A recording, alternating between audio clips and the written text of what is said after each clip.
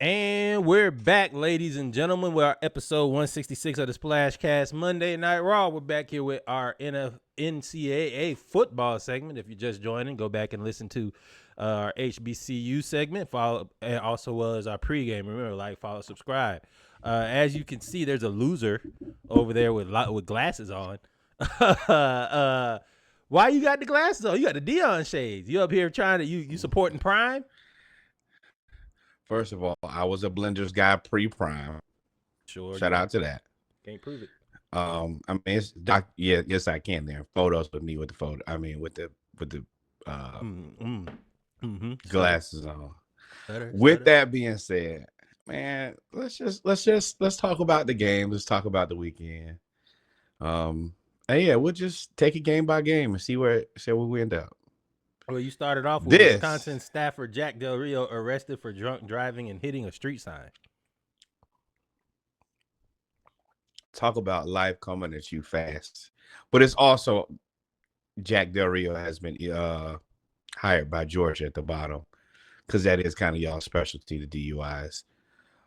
Yeah, you know this is a 1-2 punch here. That was a troll.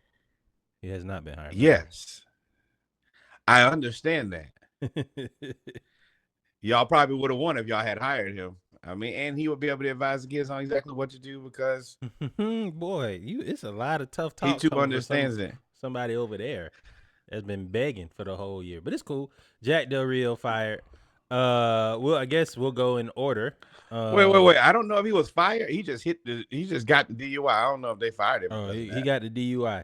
So I guess we'll start out with Colorado. Colorado won 41-27 over Texas Tech.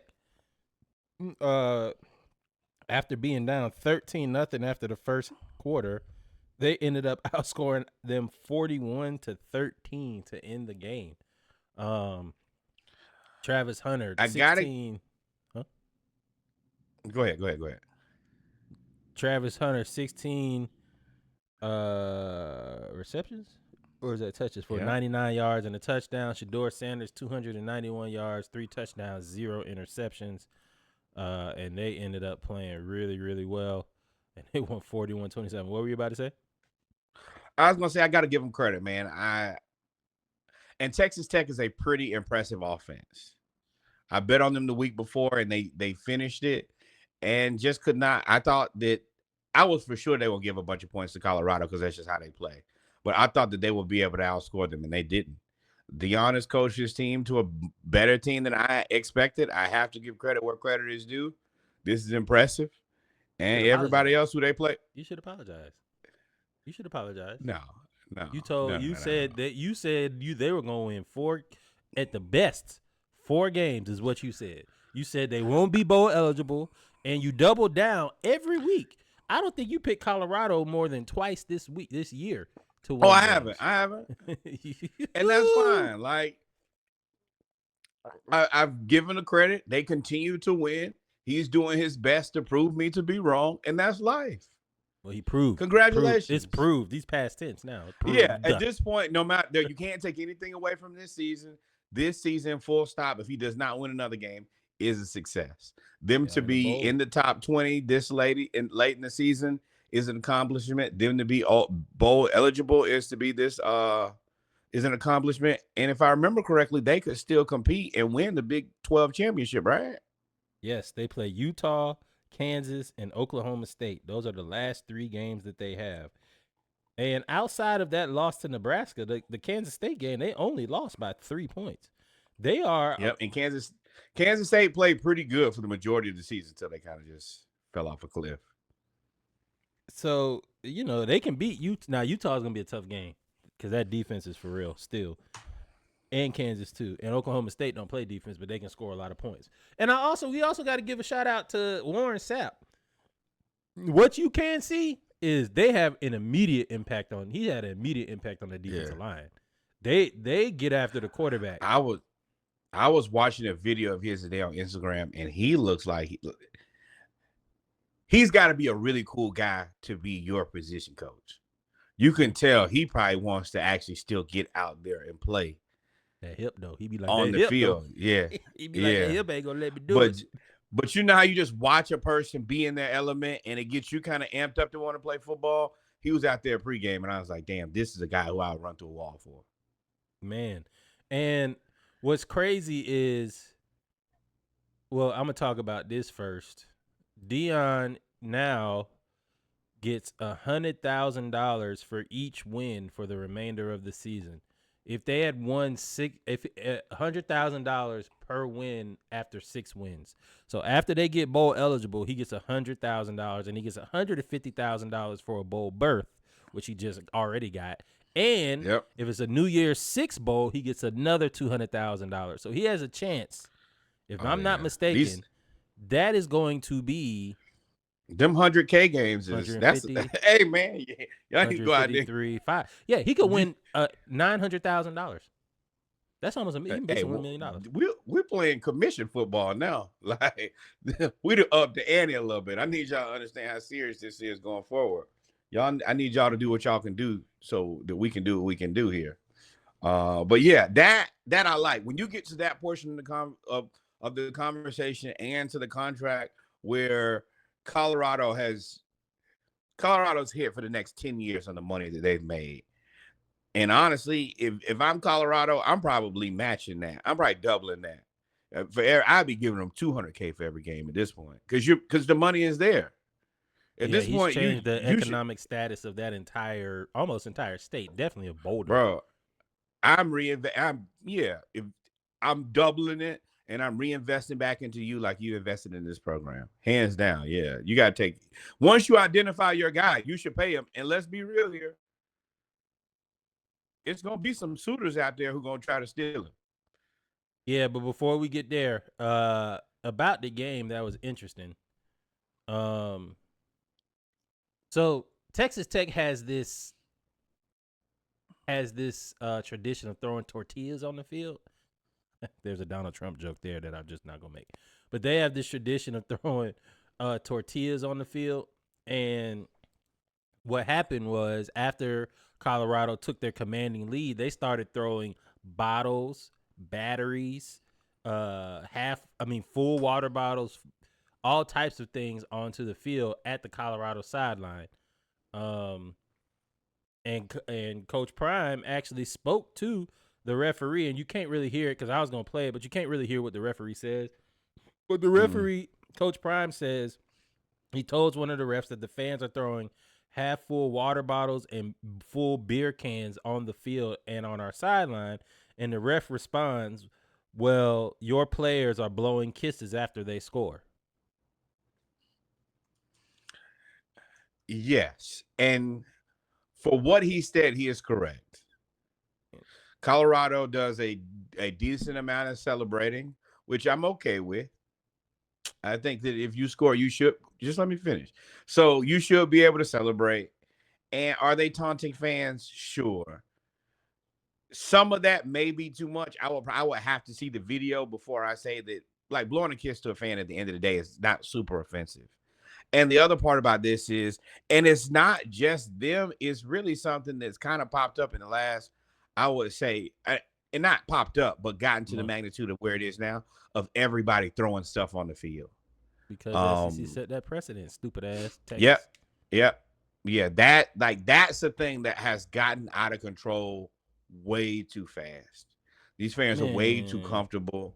Like, at the end of the day, like throwing bottles and beer cans, like the referee is an asshole here. Whatever the players do, if you feel like they were taunting, either give them a 15-yard penalty or at least warn them. But at the end of the day, like, they don't deserve to have bottles thrown at them. And I think that this is a problem that only Dion has because you know why. And I don't think let's call a spade a spade. We ain't talking in code. They ain't throw when they got beat down by Oklahoma State, when they get beat down by Oklahoma's not there no more. When they ain't throwing no bottles on the field, when they got beat down by all them other schools, y'all throwing bottles on the field because it's Coach Prime, because it's a black team with a black culture that came there and whooped y'all ass after y'all said that they were going to be terrible. And then the referee obviously has a bias because you talking about they blowing kisses. They've been doing stuff at Texas Tech for years. Don't nobody respect them. We always knew that y'all score a whole lot of points, but nobody cares. When y'all lose to Texas, y'all don't throw nothing on the field. You see what I mean? So Yeah. I don't agree with none of that bullshit about they were responding. Y'all are blowing kisses. They be doing the horns down to Texas players every time they do that shit. Dog, keep the same energy. And that ref should be suspended. That ref showed his true colors. He looks like he's biased to me. That looks like bias to me. So he should be suspended. He should never coach a Colorado or Big 12 game again. It's not even the bias for me as much as you're still there to protect players first. Like, there was never an acknowledgement like, you're right, we can't have that part in the game. It's, oh, well, your players did X, Y, and Z. No, whether the player is right or wrong, your job as a referee is to be a part of the staff that protects the players.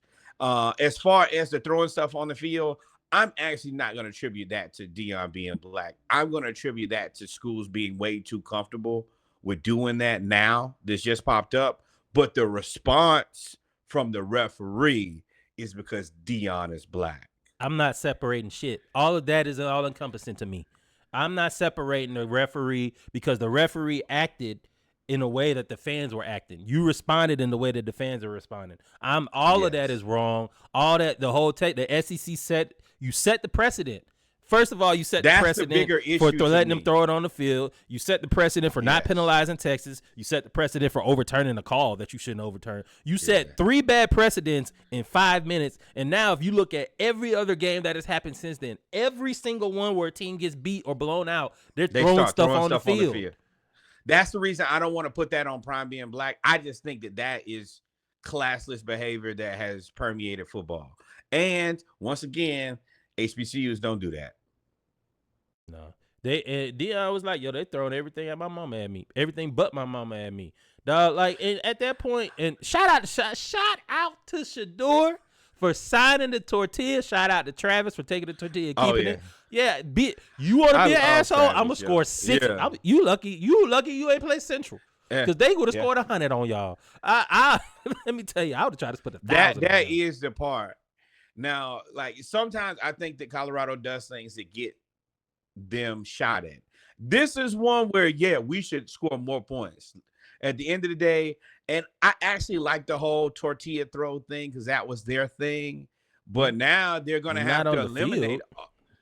Well, I mean, if it's understood, it's one thing. It's like the basketball team that doesn't say anything until their team scores their first point, and then I think they run on the court or whatever. That's all cool to me if that's a thing. But when you guys act like children, we can't have nice things anymore. So where before I was okay with the tortilla throw because that was a Texas Tech thing.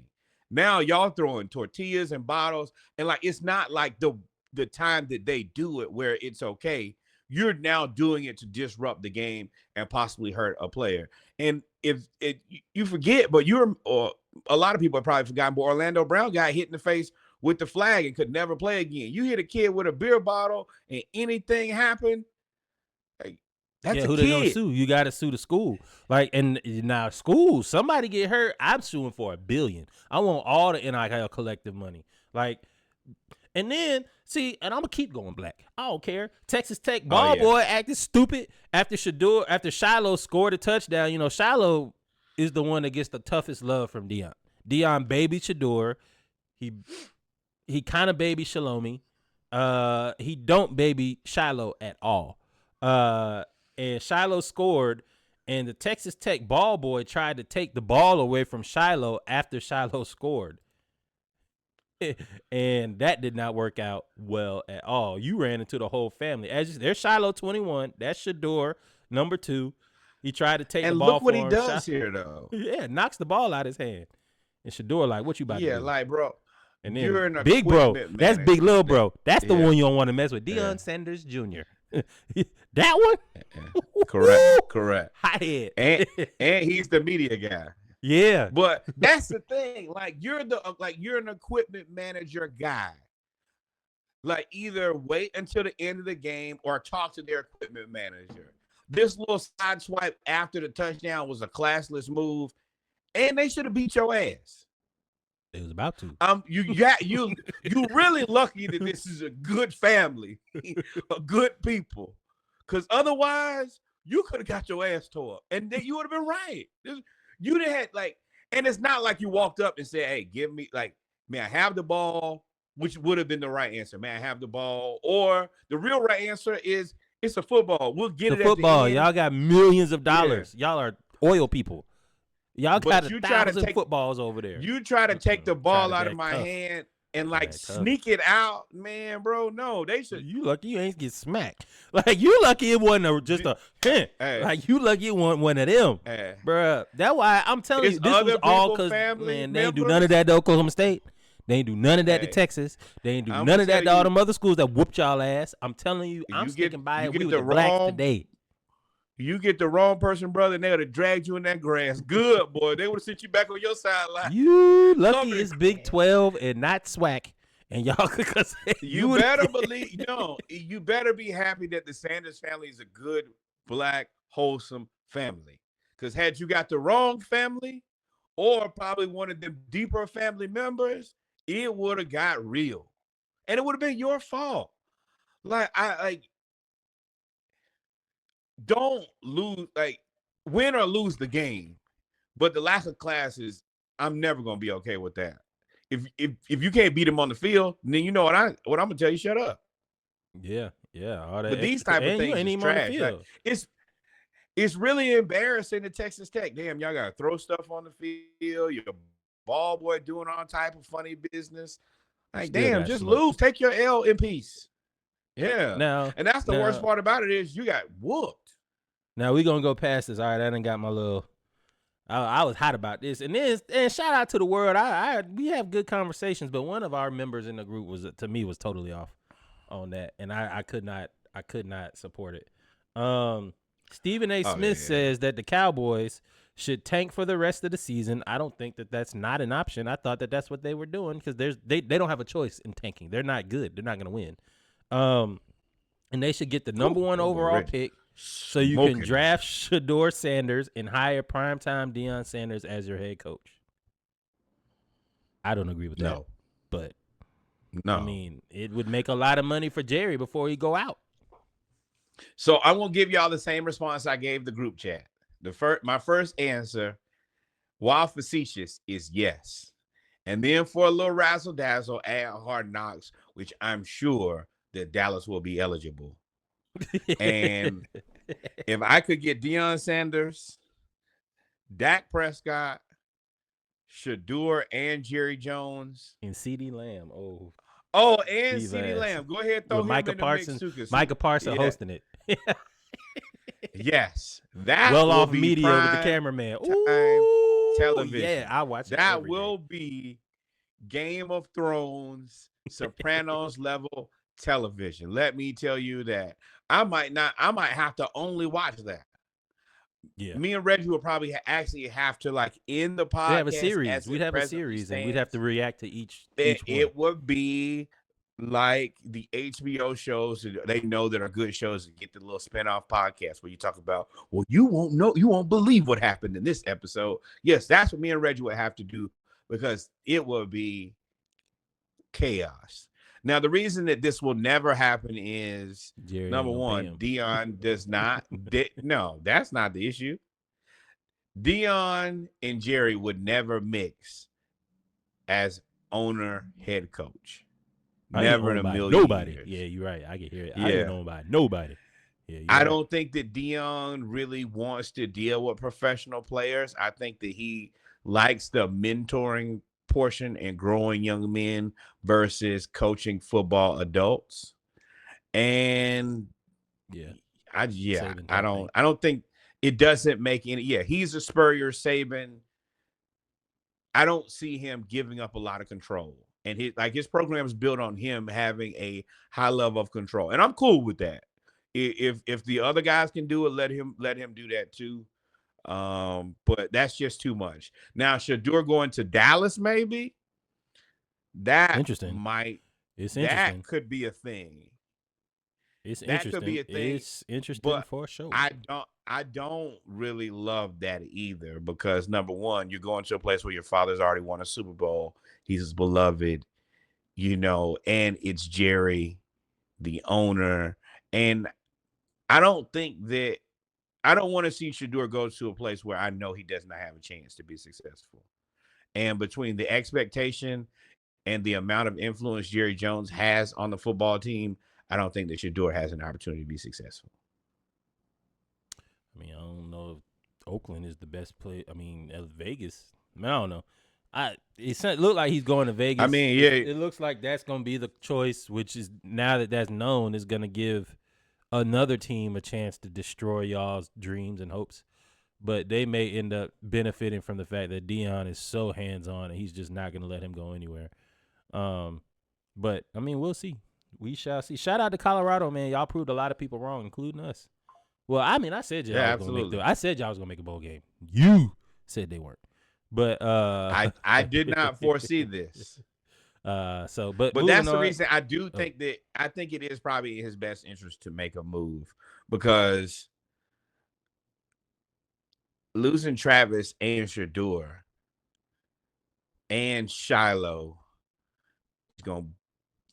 You better have some. You better have some backfields. I mean, he can recruit. One thing he can do is recruit now. I mean, and he got proof of pudding. He got the number one freshman 5-star tackle that ain't allowed to sack all year. There for Jordan 2 more years. You got Warren Sapp out there. Your O-line's playing well. They looking at Julian Newman, who's out here from Carrollton, Georgia, number one quarterback. He been to Colorado like 10 times. It's a lot of recruits that have been going to Colorado. And the money's starting to flow. It's really flowing now because they winning. But so, you never know. And I mean, you could go get your. I mean, yeah, at least call him DJ Lagway. We'll see. But with that being said, we'll move on. So, Georgia ended up losing to. Excuse me. Georgia lost to Ole Miss 28-10. It looks like Ole Miss rushed the field at 16 seconds, which it is what it is. Should have just let it run out. But yeah, it was over. It was already over. Ole Miss upsets Georgia 28-10. So now Georgia is now 7-2. Ole Miss is 7-2, and Tennessee is the number one team in the SEC now. That's wild. For now. Yeah, we play them next week. Exactly. I think that, and number one, Georgia has lost. I feel way better about the season. The second loss, they still. I want y'all to notice 12. that he has on red and black. I just want y'all to. Yeah, baby, I'm Atlanta Falcons. Baby, rise up. Know that now. That's what it is. Is that why? Is that what it is? I mean, you got Georgia shirts now. UGA. I had to support and affirm my team during a rough patch they went through. So that's the reason. You see, we both got the retro logo on. But yes, I'm happy Georgia lost. Now, this is a very interesting loss.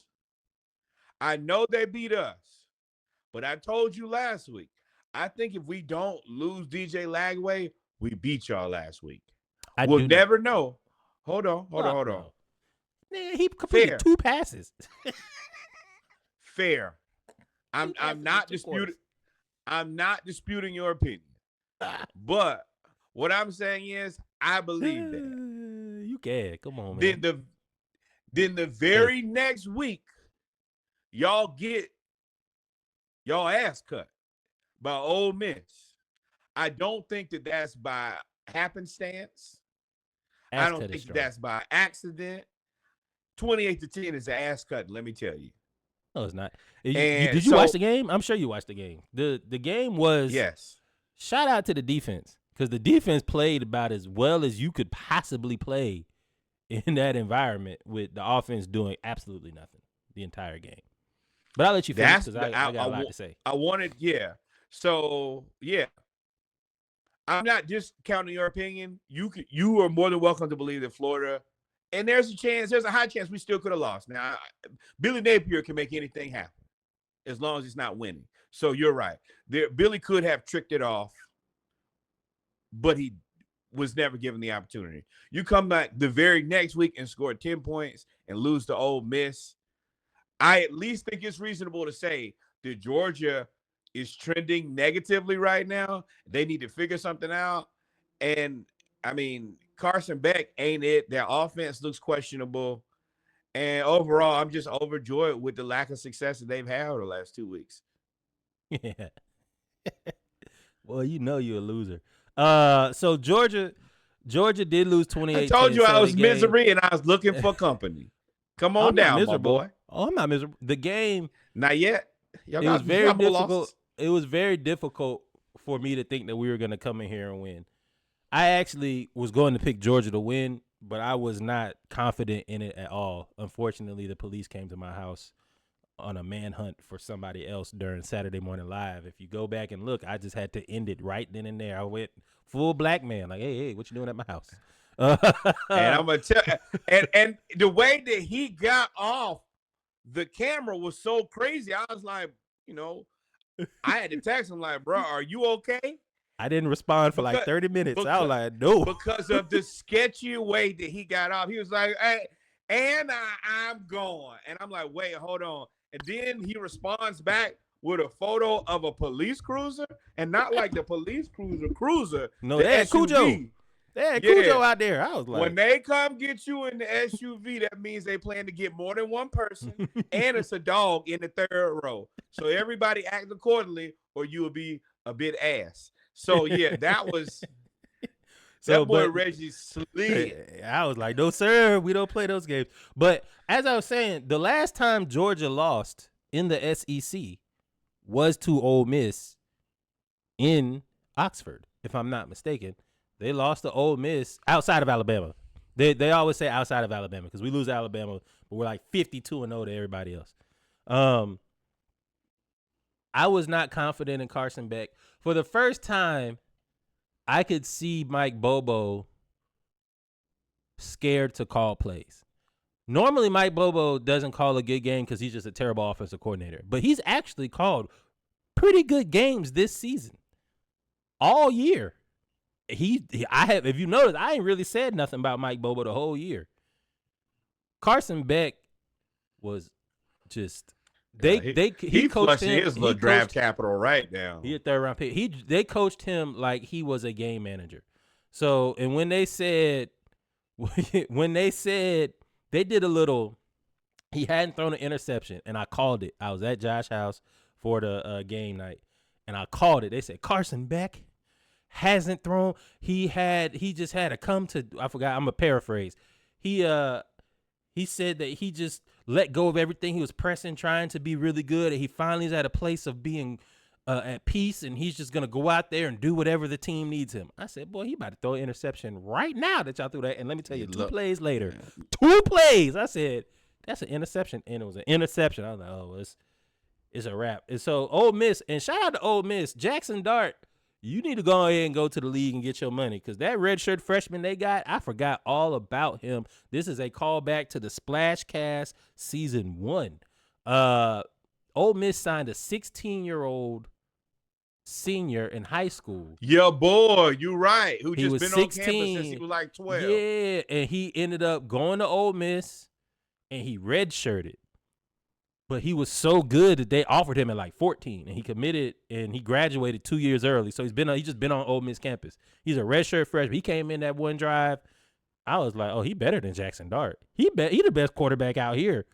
Period. He went right down the field and scored a touchdown. Our defense was like, who is this black person playing quarterback for Ole Miss? But then the Jackson Dart came back. I think Jackson Dart is actually a pretty solid. I'm not saying he's not good. I think he was good. But that dude, when he came in there, I was like, before your replacement, don't mess around and get tapped on the shoulder. He threw the ball on the run 40 yards on a dime. I said, oh no, Jackson Dart you need to go. So they played and they went down and scored. And our defense, what kept me having hope was our defense held them to a field goal. Turnover, held them to a field goal. 4th down. I was like, oh, bro, our defense playing. Like, at that point, I was like, ain't nothing they can do. Yeah. And then we went down, and then second half, Carson Beck just. Now, I will say, Trevor Etienne, I think, carried the ball 6 times. That rib injury is doing a number on him. Shout out to Ole Miss, man. If you can't recruit, go to the portal.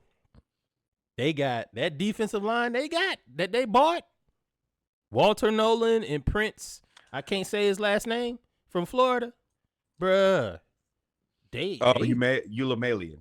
They those Yeah. and number 15. Them three, Walter Nolan, Ulamalian, and number 15. They was just batting the ball down. They like 6'6", 6'5", 6'4". I was like, bro, they are crazy. They look like they should be playing for the Jacksonville Jaguars. And they look good. And now our offense, I mean, Carson Beck, you got to go. And Georgia, you're going to have to hit the portal. If you ain't got a quarterback if you ain't got a quarterback better than Carson Beck on the roster, then you need to go get a whole new quarterback room, because Carson Beck is awful. He's bad. And he's shell-shocked. His confidence is gone. So, with that being said, we are still leave him. Well, he's a senior. He can't stay. We are still. I think we're number 11 in red shirt. Bring him back. College foot. He's 23. Like, he can't red shirt no more. That'd be the average age of y'all quarterback anyway. Stetson Bennett, y'all. Whatever. You think Jackson Dart young? Come on, he played at USC for 2 years. You remember that? But the other part about that is Stetson Bennett somewhere like, y'all miss me now. Stetson Bennett looking like George Bush. Like, you thought I was bad. Look at you now. Look at you now. But shout out to Ole Miss, man. It was a good game. I watched it. Like I said, we lost, and I'm not surprised we lost. Now we're still in it because everybody else lost, so we're still in it. And we play Tennessee next. Shout out to Miami, you clowns. Clowns. Let's see. And like Kirby Smart said, welcome to the SEC, baby. The other part about that, at least for me, is Lane Kiffin and what that means to Florida.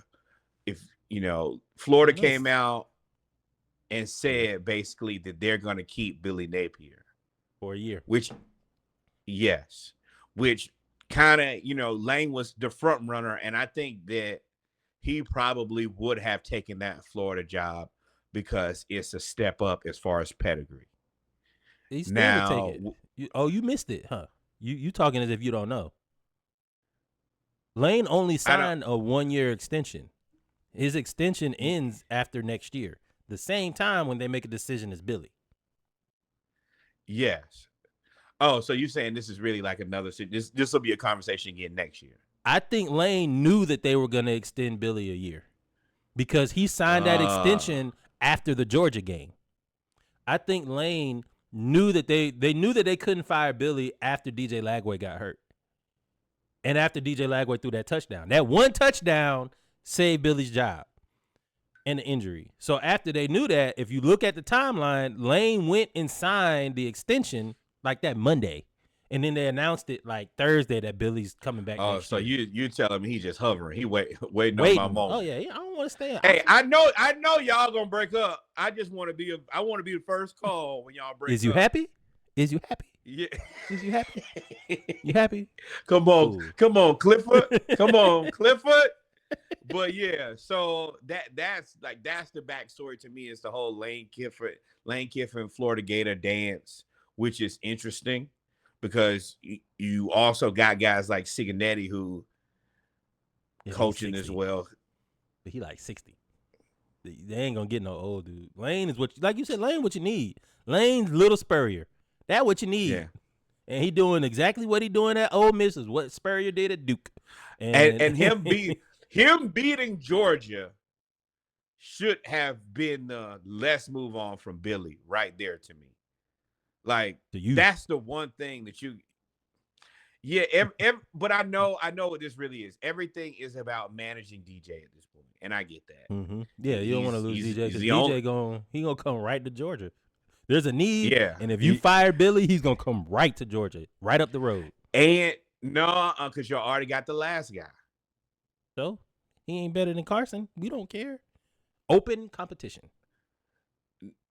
I mean, yeah, sure, but no. What was the kid who was at Florida who he's suing? Yeah, I don't know if I'm DJ if I go there and compete with him. That doesn't make a ton of sense to me either. The way I've seen Kirby operate, I don't think it would be a competition.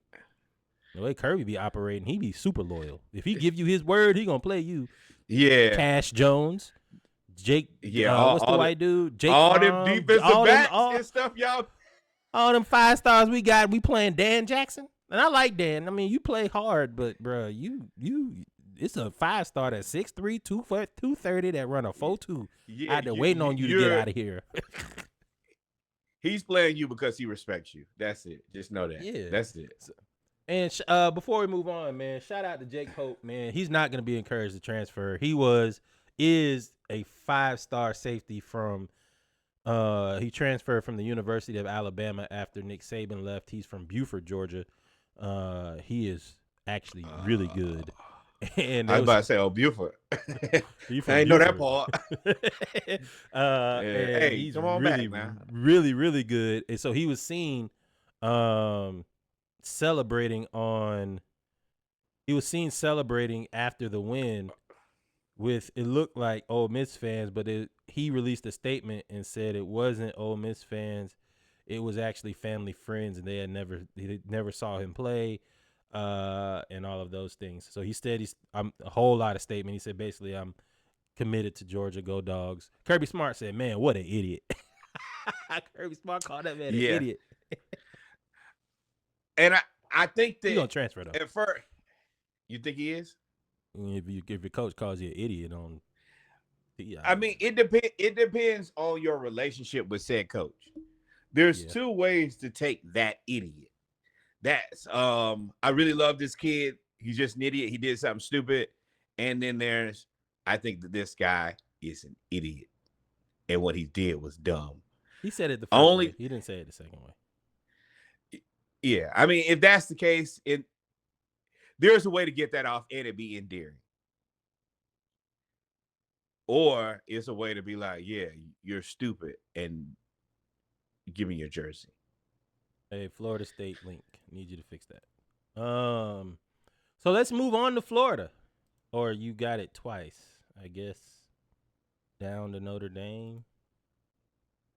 You just say tab 1. I click it. But just open the first Florida, and then I'll get the score. That's not a problem. And then Florida F-ball fuckery. Yeah, click that one. That's the one that works. So every Florida FBS and FCS team that played Saturday lost, including FAMU. Florida State lost. Florida lost. And it was a rough weekend in the Sunshine State. Florida State is 1-8 in the ACC this year. They were 90-6 from 1992 to 2003 under Bobby Bowden. They lost 6 games in 9 years in the ACC. I know Alabama has been dominant, and they're always going to be viewed as better than Florida State because Florida State only won those 2 national titles. And Alabama, Nick Saban won 8 or whatever, 7, however many they won. But man, you were dealing with Miami and you were dealing with Florida. And Clemson, Woody Dantzler and all them teams. Yeah, 90-6 is, and Georgia Tech had Calvin Johnson, Joe Hamilton, Tashard Choice. They had all them players. 90-6 in 11 years is insane. 1-8 in 1 year after being ranked number 3 is insane. Florida State is just down bad. It's ugly in Florida State. When did this happen? This is that's it. That's what happened this weekend. Florida State played Notre Dame. They didn't even show the score of this game. 52-3. And they played them at home. And you know that Notre Dame is trick bag. You losing to a trick bag team 52-3 is indicative of how terrible you are, how the mighty have fallen. Now, I do, and I've heard where Norvell, there are a lot of guys in the pros who are shooting for that OC and DC job. He fired everybody. He fired the line coach, which they now have just lost their highest rated recruit because they fired the offensive line coach. They fired Dugans, who is part of that Florida State 93 team. 99 team. They fired him. He fired basically his entire offensive staff, if I'm not mistaken. which is Yeah, this always is the last you thing to do gotta before you purge get this thing. fired. Yeah, because you about to get fired. Yeah, and if it's me or you, then it is surely you first. I do think that I don't know, man. I think maybe the best thing for sometimes the best thing to do is just cut bait. I think we did that with McElwain where he had coached a couple decent seasons and then he just lost the team and then they just parted ways with him. I think that this is probably a very similar situation, but I bet that the tab on cutting him and cutting bait with him now it probably costs too much for you to even be able to do it comfortably. Yeah, you That's the got. reason I they think said they're we didn't just get gonna bide their time for him. I think they. I think they can. Most of these contracts are set up for 2 to 3 years. He'd be in year 3 next year, where he's probably gonna get most of his money, and the buyout will be you digestible. You'll be able to say, okay, we can digest a $20 million buyout. I mean, look at Texas A&M. They bought out old boy Jimbo for $70-something million. And but now he had they got number 2 in the SEC. So that situation had got untenable though. They had yeah, they gotten were to the point smoking where in the locker we room. we smoking in the locker room. We've already promised this man $100 million, and he can't coach us to even being to He get did beat into the Alabama SEC though. championship. Yeah, Oh, all they but did was beat Alabama, and they still fired him. You beat your arch nemesis, and they still fired you. yeah, but you got to do something else too. Like that was always my thing was, y'all promised that man a lot of money.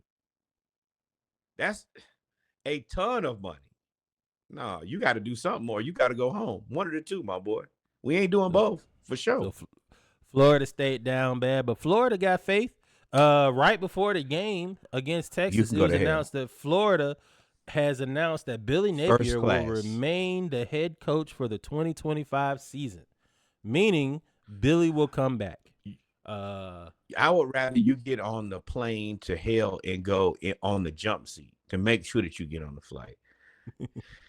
I had never seen somebody so happy to hit send on a post. I sent it 3 times. I sent it to every group. I said, let me send it to the Facebook group.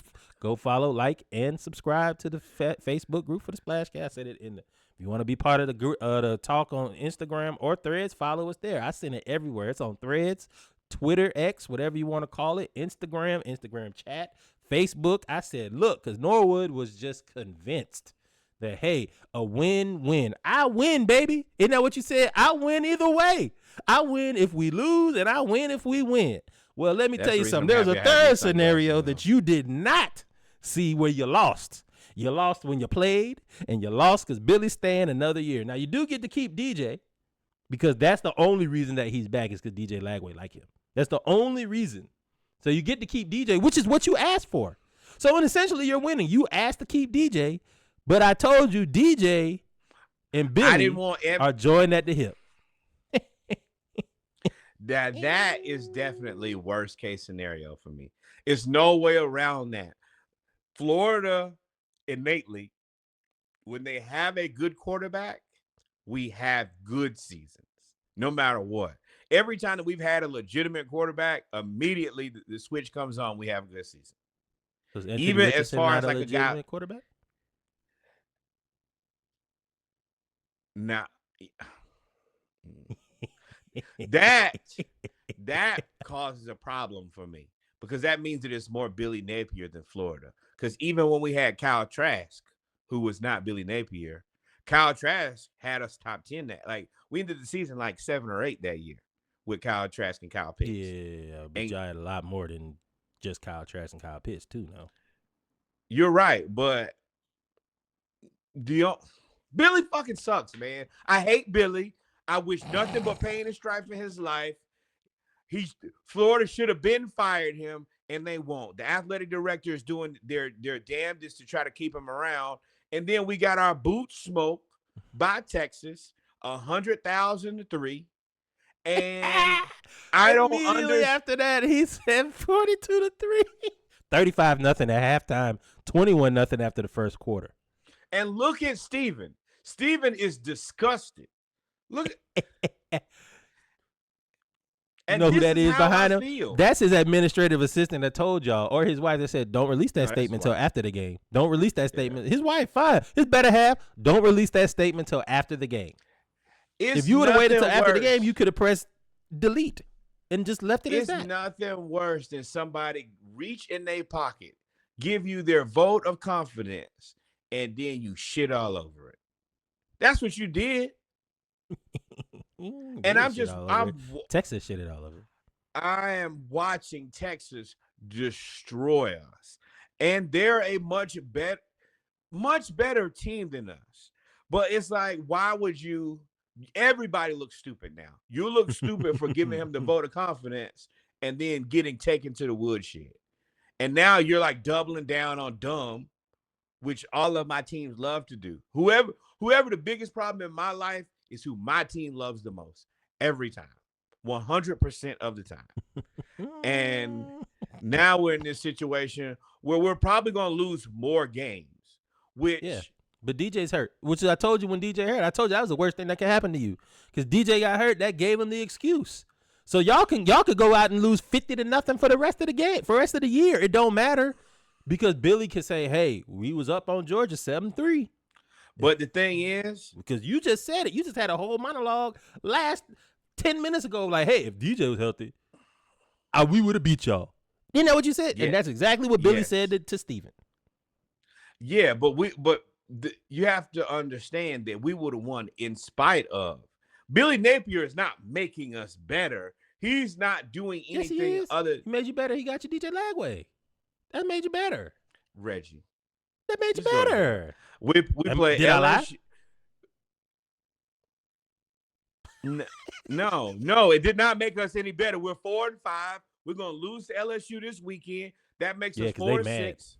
Yeah, then we play Ole Miss, who's definitely not gonna lose the second to the last game of the season.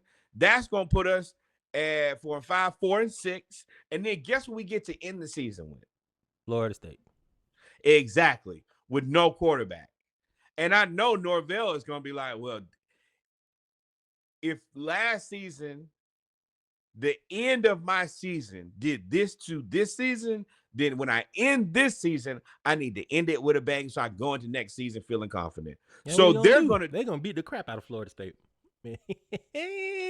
No. I'm saying Florida State could come beat Florida. No, I think Florida gonna mess around and end up bowl eligible, and you're gonna be real sick. And it's in Tallahassee. On your own downfall. Hell no. That boy praying on his own downfall. We're not going to be LSU. We're not going to be Ole Miss. That ain't happening, my boy. And then go ahead. I ain't got no quarterback. Yeah, and then click that. What you see right there, Ole Miss. They're one of the highest graded defense. With no quarterback, what are we going to do y'all with got that? the Yale grad transfer. Exactly. Out there living his Yale Rudy dreams. Freshman. He is a freshman, and he is in Gainesville now, like with a high-profile team because everybody's looking to see if your coach gets fired. And you're the guy who's supposed to protect your coach from getting fired, but you're also not good enough to do it. I hate all of my teams. Well, at least you have the. I don't even know. I love the Falcons. You don't even have the. I love the Falcons. You don't even have the audacity of hope anymore. Your hope was that Billy would get fired. Yeah, no, yeah. My hope is dashed. Well, let's move on to the ACC. Shout out to Georgia Tech. Let's move on to next season. How about that? I told y'all. I said, hey, Georgia Tech gonna play Miami tough. I didn't think that Miami was gonna get beat, but Georgia Tech plays. They always play the ranked ACC opponents tough. They play Clemson tough. They play Florida State tough. This year just happened to be Miami. And what Miami couldn't do was Georgia Tech, what they can do, because you called it that, what we say on Saturday, that funky offense that they run is kind of like the spread veer that they run. They do a lot of ball control. So when Miami got down, they didn't get the ball but 3 or 4 times in the second half. Exactly. The way that they play football, as much as athleticism matters, you have to be a really disciplined team, or eventually you're just going to revert to your normal the way that you normally watch football. And that's going to be a problem when you play this type of offense. But the problem is you don't get exposed to this type of offense other than playing Florida State. So it's not even something that you feel comfortable with. It's like we used to play a team, Thompson, and they used to run the wing, like the wishbone wing tee. And you're like, bro, I'm practicing against more what I would consider like pro style offenses. And then you come to this one team that does this one thing, but this is their thing. And they kill it. You just stuck and whooped. Yeah, and good. and then Georgia Tech is good to have a linebacker with the double neck roll in 2024. Effort was out there laying Miami out. Now Miami did get a targeting penalty where they destroyed. They destroyed Georgia Tech's running back. One player twisted his helmet all the way around with a face mask, and then the other guy. I don't think it was targeting. I just think he hit him too hard and his helmet popped off. But at that point, he did leave with the crown of the helmet. Don't hit me too hard. That's what I'm going to ask you not to do here. And Cam Ward, that Miami offensive line has not been good. Cam Ward just knows how to navigate the pocket. Georgia Tech's defensive tackles played a hell of a game. All they did was collapse the pocket, and Cam Ward couldn't do any running or any of that stuff. And I will say, Georgia Tech has been really well coached. They were really, really well coached. That coach is pretty good. They're another team that successful season. If you don't win any more games, you slap Florida State in the face. You set the tone for the season. And then you also, I mean, Miami's still in it. They're like them in Georgia are like 11-12 in everything that I see. So they're still technically holding on to playoff hopes. But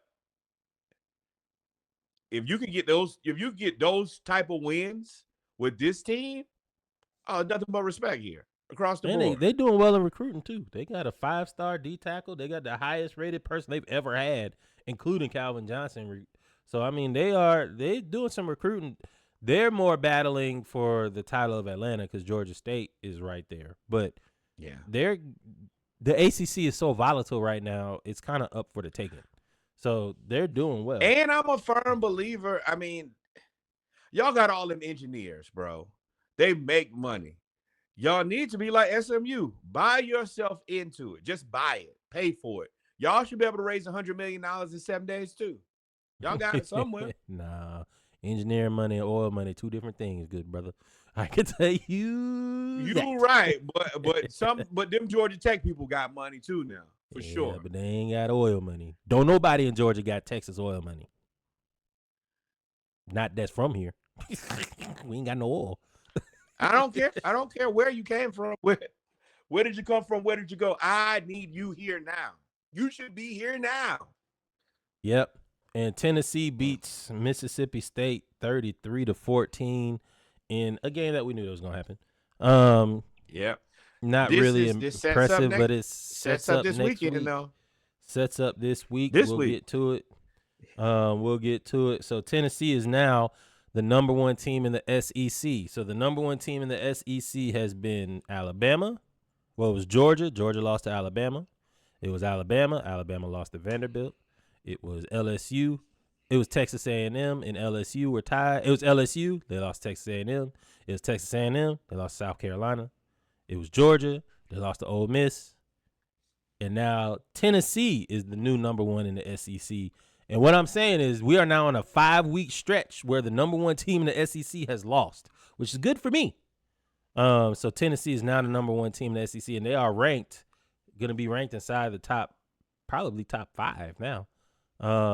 Going forward. So they won. Yeah, they're in a very weird space where we know they're not good. But their defense is good. I feel like they're like Clemson before Clemson won a championship, where it's like, I'm not even gonna say that they're not good. It's just that when it's time to win, you guys, I don't think that you guys got whatever it takes to win. So that means you lose. And then immediately you get Georgia this weekend. Right as soon as you ascend to the mountaintop, then you get a team, which there's 2 ways to look at it. You got a team that's trending negatively and played a bad first quarter, first half against Florida, and then played a bad game against Ole Miss, that they may be wounded, or they might be desperate because they're hanging on to their playoff hopes here. They know if they lose, they're out. It's a dangerous team to play because you don't know exactly what you're gonna get, and they're still experienced enough that the players on that team know what it takes to win big games. So hey, whatever you do this week of practice, you better make it a good one for sure. We'll see. We'll see. And speaking of a team that's wounded, Alabama came in, and this was de facto a playoff game. LSU was favored to win this game against Alabama. Alabama's number 11 at the time. LSU was number 15. LSU, even though they had their struggles this year, Alabama has seemed like they had more. Well, Alabama went there and just decided not to throw the ball no more and ran the ball with Jalen Milroe, and he ran for 4 touchdowns, and they won 42-13. Jalen Milroe, I mean, he had 294 total yards, I think, or 294 passing yards, no touchdowns, 100-something yards rushing, and 4 touchdowns. He outscored LSU by himself. We watched this game, and I was like, oh, this is going to be over quick. It was like 21-0. I said, okay, well, LSU obviously is not here. Brian Kelly, my question, though, how long does LSU stick with Brian Kelly? Because 42-13 against a supposed Alabama team that's not as good as they've been in the past does not bode well for you. I mean, I feel like that's kind of the SEC this year more than ever, where nobody has the depth they've had in the past. You don't look at Alabama and say, oh, they got the next 3 years of top wide receivers. It's like, nope, you got 1.5 guys over there. Same kind of way I look at you guys. There are not a bunch of guys over there on their offense, and I'm like, oh, this is the future of the NFL. Like the defense, I'm still super afraid of. I think that y'all still got probably 4 or 5 like real NFL monsters, but the offense ain't like that. Carson Beck, which the quarterback is a little different because y'all never really had that like have a world beater quarterback, but the running back don't look like it's looked in the past, and the receiver room don't look like it's looked in the past. But that's across the board, I think. Oh yeah. Georgia's a little different. The running back room did look good. Everybody hurt. Receiver room, we've never had great receivers. I mean, our best receiver in the last 10 years was Ladd McConkey, and then before that, it was AJ Green. You can't name no other Georgia receivers in between there. Before that is what, Hines Ward. So I mean, when you think about Georgia receivers, you could think like Chris Connolly, but you don't know who he is. I know who he is. Like, nah, y'all had Pickens. Who's the other? Oh yeah, George Pickens. But yeah, George Pickens was hurt. But yeah, we had George Pickens. But I mean, outside of the Kirby Smart, those 2 years, outside of that, we ain't really had no great receivers. And Ladd was the number 1 receiver. I mean, also, you need to apologize to Ladd too. And Brock. Yeah, you do. Brock. You said Ladd was ass. Brock. You said Ladd McConkey, and he out here leading the rookies. No, but what did I tell y'all about them wide receivers? Justin Herbert he is right on the cusp of being in that category of those guys. I don't know what that means. So, no, I'm not giving it to him. Brock Bowers, hey, I was unfamiliar with your game. And I wasn't unfamiliar. I just didn't think you was going to be able to do what you're doing. Yeah, that I don't have an answer. When I'm wrong, I'm wrong. I want to be loud and right. I was wrong about Brock Bowers. Loudly wrong, incorrect, erroneous. He's going to be Shedeur Sanders' best friend. Yeah. But yeah, speaking of, we were talking about the ACC earlier. The SMU Mustangs have bought. Let me tell you something. If there's 2 teams in the offseason that made the best moves, it was SMU buying their way into the ACC and Colorado buying their way out of the Big 10 into the Big 12. Both of those teams look like they have made the best decisions you could make. SMU is now first place in the ACC, and I really don't think they're going to lose again. I don't know their schedule, But I don't. They've got to be favored. They may have to play Miami in the ACC championship, but they got to be favored to win every game going forward, unless they play Clemson. Shout out to SMU. They're number one. And Money talks. Money talks. imagine telling someone in the preseason that BYU and SMU would be the top of the Big 12 and ACC. Would you have believed that? No, never in a million years. And I still don't want to believe it. I'll be completely honest. I just don't like it. I don't like that you could just be like, you know what? Here's a ton of money. Now my team is good. But that seems to be it. Yeah, man. And like I said before, and like you reiterated, dog, that parity, that money now takes away the depth. Alabama don't have 3 rotations like that. And honestly, again, shout out to Florida State, man. They are the architects of this style of recruiting football and playing football. You have to give it to Bobby Bowden, Mark Richt, and Mickey Andrews. Them in Florida they turned all of their defensive ends to defensive tackles. They turned all of their outside linebackers into defensive ends. They turned all of their safeties into linebackers, and they turned all of their DBs that couldn't catch, but they hit hard into safeties. And they just outran you. And now that's what we're playing with now. You have guys that are playing linebacker that are 221 pounds. But that's how it is at SMU. And basically Florida State would have that A squad, B squad, C squad. And I remember because Mickey Andrews' famous quote was, "They got to get the diaper dirty eventually." So he would always play freshmen, and he would just rotate in 8 people at a time on defense, which was unheard of. So now Alabama does it. Florida State used to do it. Georgia does it. Florida never really did that. There's not a bunch of reasoning to wait your turn anymore like it was before. All right, well, I'll sit here and you're money. Exactly. Hell no. Where before you'd be like, you know what? I'm in there with TJ Yeldon and Mark Ingram and Derrick Henry. I'll just wait my turn, and eventually my turn will come. Now it's like, oh, I'm good. I want $1 million. Not waiting for anything. Yeah. The NCAA trying to put something on it, though. Because they put my money in my hand. The NCAA is trying to slow down the money because now, and if you remember, this is a callback to the coach to when we talked about players were demanding $10,000 to even go on an official visit even to go to campus.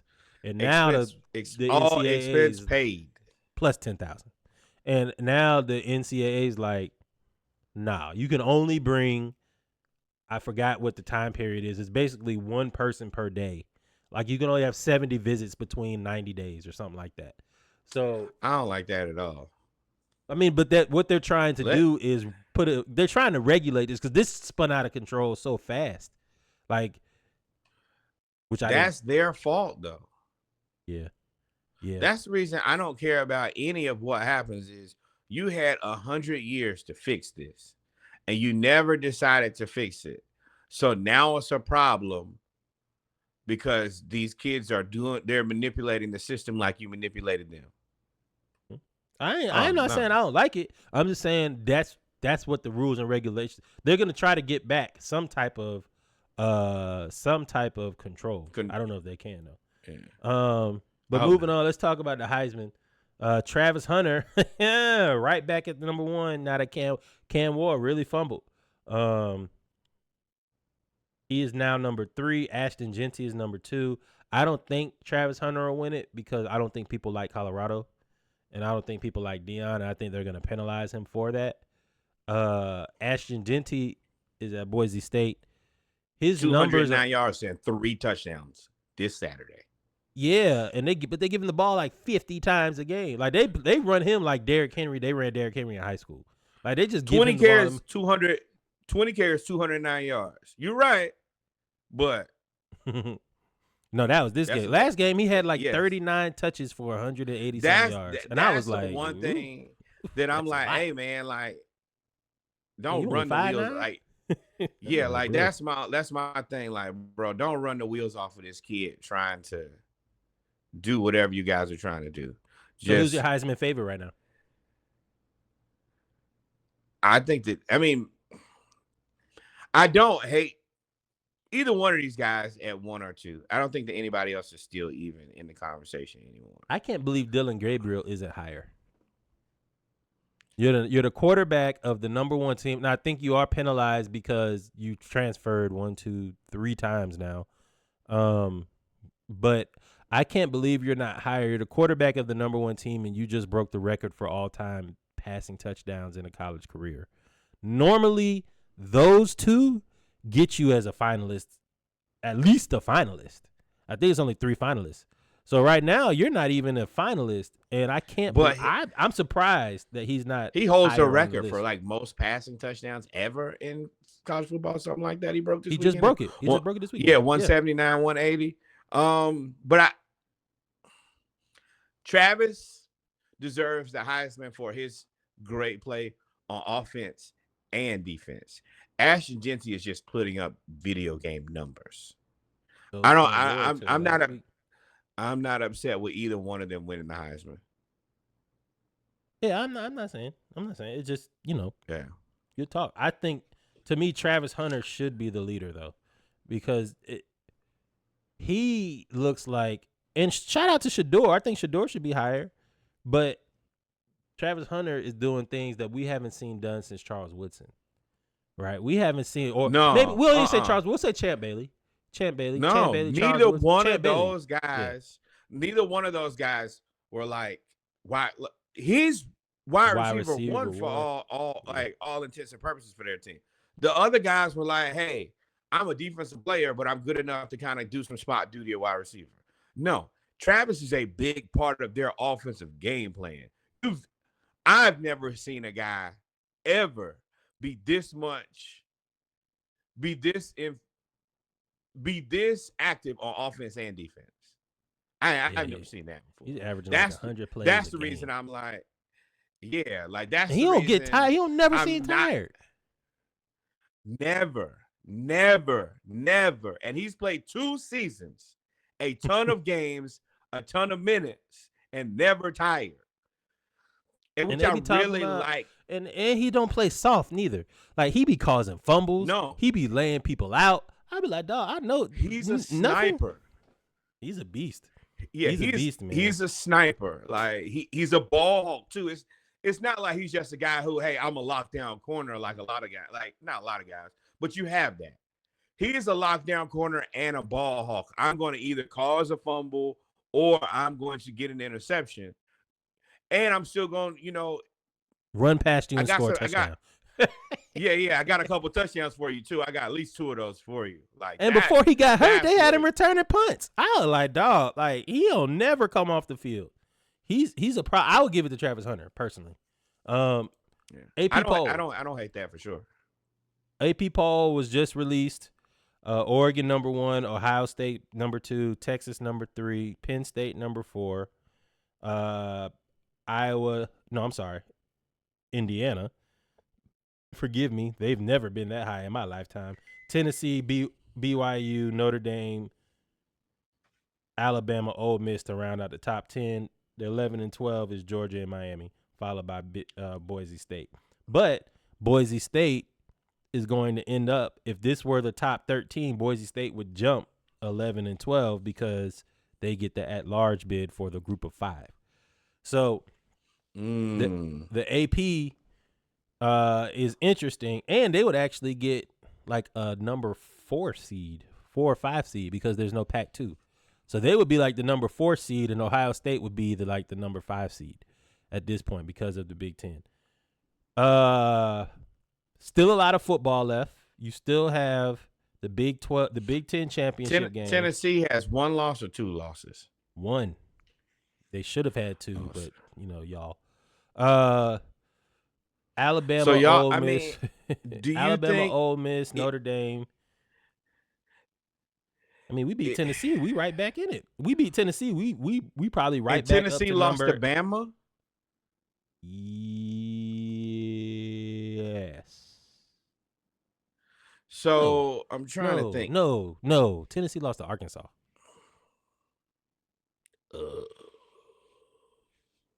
Tennessee lost to Arkansas in Arkansas. So if they lose to y'all, you think that if they 2-loss Tennessee, they still in the top 12, right?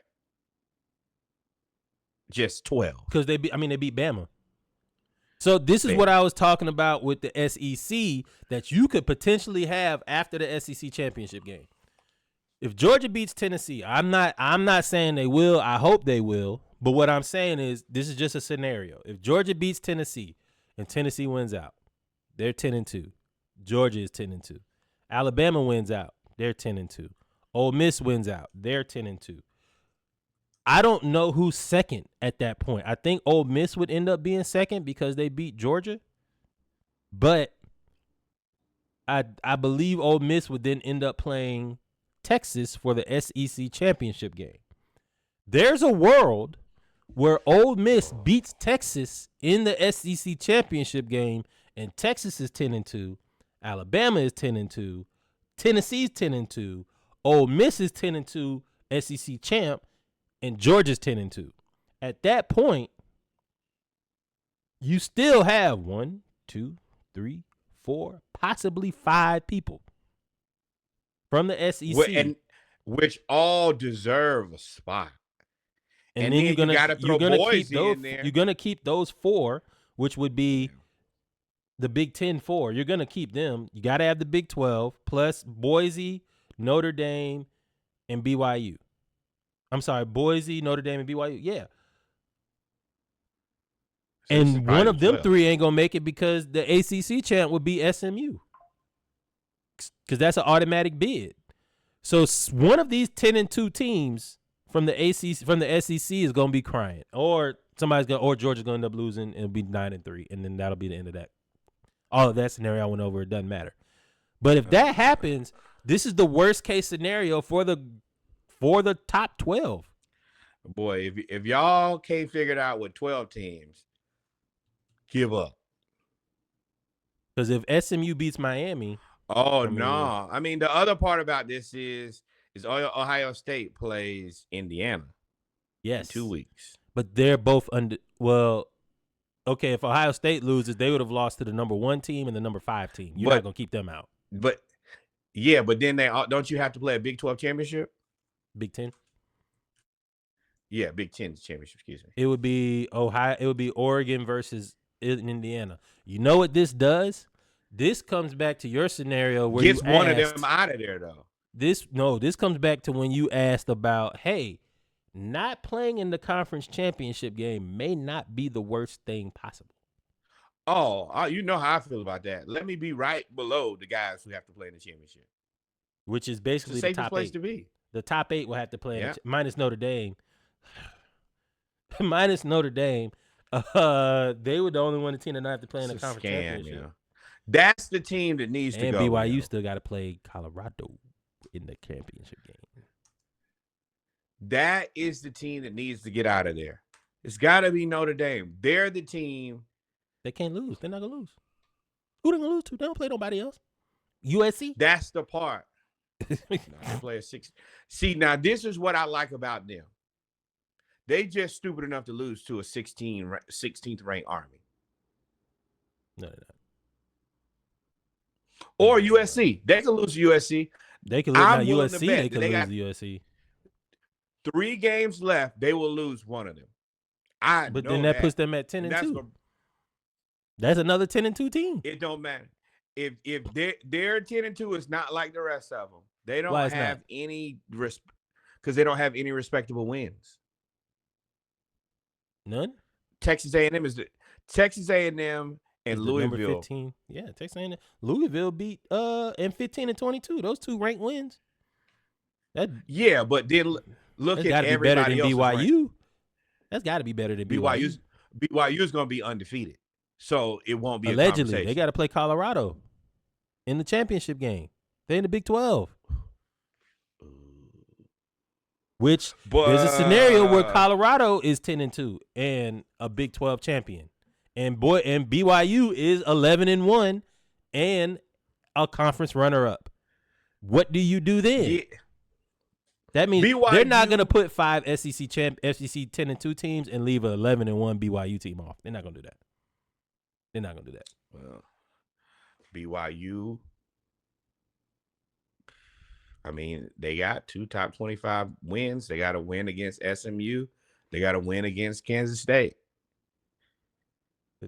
All the SEC teams have top 25 wins, like every one of them.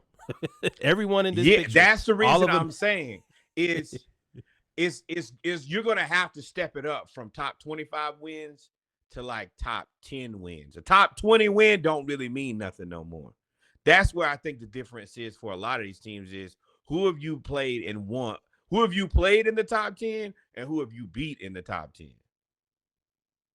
A lot of these teams haven't played or beat anybody in the top 10. South Carolina ranked number 23. Missouri still holding strong at 24. Ah, man, nobody cares about y'all. Nah, once you pass 15, they don't care about none of that. Army is not the 16th best team in college football. I don't care what nobody says.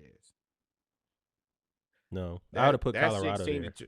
That's sick. Yeah, I think that's Colorado Veterans Day. beats That's for troops. Veterans Day. Yeah, for Veterans Day. Now, and don't forget, Washington State they only got one loss. Yeah, but they play in the Pac-2. Who they played? I agree. No. I'm saying that I think that they're better than. I think the Army is not a top 25 team. I think it's disrespectful to put them in the top 25. To be completely. Other than beat Notre Dame. We about to go to war. Do you know who's in office now? We about to go to war. They trying to make the troops look good. Come join the Army and play football, not knowing you about to be part of Operation Shield. Like, yeah, that was my show. I used to love me some Shield. Yeah, until you start understanding that stuff. Me and you, we have an interesting weekend here. You guys play Tennessee. And Georgia, we play Tennessee, LSU. Florida, LSU. This is our opportunity to play spoiler and try to ruin somebody's day, but we won't. And UGA versus Tennessee, if y'all lose, your season is over. Yeah, it's a wrap. Which is what it is. If you lose, three, you deserve to go home. I have no confidence in Carson Beck. I have zero. So if we beat Tennessee, it's going to be on the back of the defense, and the defense can only play.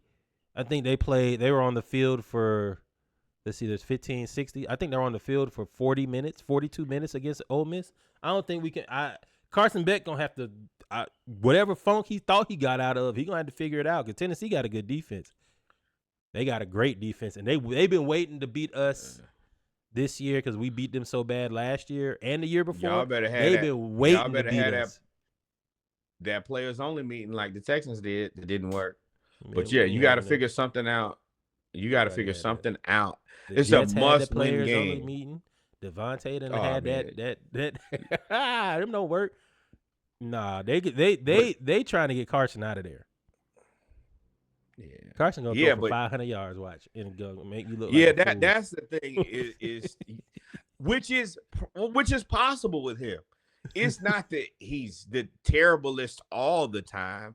It's just that he is exactly that confidence. This game, like the Florida LSU game, is more for entertainment purposes. The game that y'all are about. Don't y'all fight all the time? I just want to see y'all fight. Y'all fight every year. No, the last time we did anything, that boy threw that boy cleat, and then we've been terrible ever since. So no, behave. Yeah, one thing y'all better do is behave. Yeah, I did. Go out here, and I need y'all to be. Wilson. Yeah, I need y'all to be on your best behavior, because the last time we misbehaved, we never bounced back from it, to be completely honest. So yeah, that's what that is. But that Florida-Tennessee game, that's the frustrating part that the SEC doesn't get nearly enough credit for, is that every week the SEC provides you with the best game to watch. Welcome to the SEC, baby. That's what Kirby said. Shout out to Kirby. Hey, man, Kirby was realistic. He was like, bro, do y'all see our schedule? He was like 10-2 going to be great. And then Florida was like, hey, we just trying to survive. And the other part about it is, I'm the SEC. Oh, that's what I was going to say. The rest of the games this week are not really that great. This is not a good college football week. No, because it's the week before rivalry week. Yeah, I was about to say, this is the week where everybody's like, oh, no, we chilling. Yeah, bro, Texas, Arkansas, in Dallas. I think Clemson, Bama plays Pitt. Mercer. Utah, Colorado. That's gonna be a good game. Bama, Mercer, Purdue, Penn State. Penn State, you better not lose that game. SMU versus Boston College could be an interesting game because they play defense at Boston College. Notre Dame is good to trick it off versus Virginia. I agree. But there's Missouri, just South Carolina is nothing. gonna be a good game. It doesn't really have Yeah, sure to nothing. watch, Top but 25 is it ass. doesn't. BYU gonna lose to Kansas. It's It's gonna happen. I ain't calling it yet because I got to see how it plays out for a week. I'm betting with BYU until proven otherwise. Trick me. Oh, you going with the Celestials? You going with the Celestials? Yeah. I don't know what he talking about. I ain't never heard you need of to go, none of that. read what nope. Mormons think. I don't need to do anything. Ladies and gentlemen, we come to the end of the college football. I wish segment. y'all the best of luck. Congratulations. Whatever. We'll y'all be right back. Y'all go get a beverage. Nope. Huh? I want to close this out. Number one, with once again thanking the University of Georgia for. Wait, hold on. What should they do? Like, follow, subscribe. Thank you, my friend. Be here for it.